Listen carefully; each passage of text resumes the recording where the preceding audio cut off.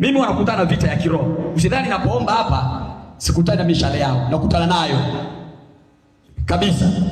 Ila mishale mibaya inayoshambulia moyoni. Yaani kuna saa unapigwa mpaka moyoni, unajisikia kuanzia rohoni umepigwa mpaka mwilini.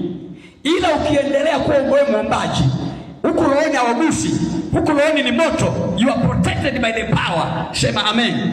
Unalindwa na nguvu.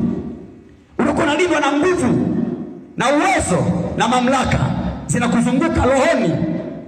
Kule rohoni ndiko kwenye chemichemi. Rohoni. Huku mwilini ni kwenye matokeo.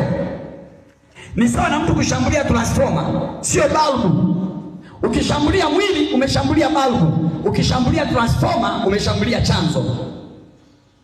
Kwa hiyo anayeshambulia rohoni anashambulia chanzo cha nguvu zako, chanzo cha baraka zako, chanzo cha upenyo wako. Ndio maana ukiomba sana, achana haya nasikia tu kichwa humu, nasikia tu, lakini rohoni nasikiaje? Unafikana rohoni nasikia nguvu, maana yake rohoni pako sawa. Rohoni hawagusi. Rohoni usikii vibaya. Yaani rohoni pakiwa vizuri, hata mwili ukiwaka tamaa una uwezo wa kushinda. Maana rohoni uko sawa. Unasikia tu mwili huu mbona unataka kuleta mambo yake, unaambia kwa jina la Yesu tulia, mwili unaachia. Kwa sababu rohoni una nguvu, hapajashambuliwa huko ndani. Ila utajuaje rohoni pameshambuliwa? Kukata tamaa. When you feel to lose hope, unaposikia kupoteza matumaini, maana yake roho inatamani tuiache mwili.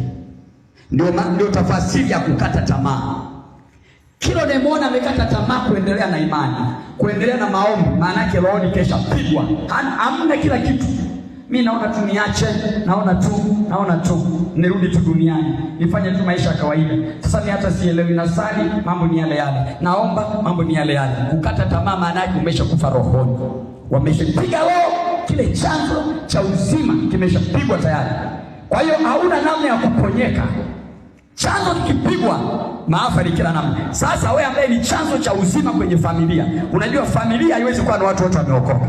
Ila inakuwa na baadhi ya watu wanaomjua Mungu kama wewe. Sasa wewe ndio unayepeleka, wewe ndiye transformer ya ukoo.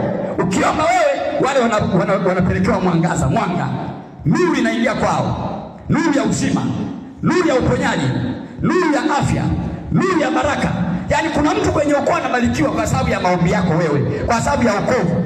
Kuna mtu anaugua mpaka anasema ni wa kesho, ni wa leo, ni wa jioni, ni wa asubuhi, ila kwa ajili ya maombi yako. Yule mtu anasikia ndio hivyo, alitena libadilika, amerudi kwenye hali yake ya kuwa vizuri, ila huyo alishakuwa mgonjwa siku nyingi. Kuna nguvu inayomshikilia. Kwa hiyo ukiacha wewe tu, utaanza kuona.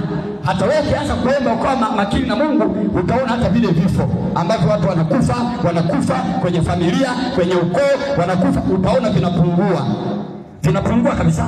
Ila ukianza wewe kwenda hivi, unayumba, utaona vifo vinaongezeka. Roho ya mauti inaanza kumiliki ukoo, inamiliki familia, inamiliki hata uzao wako.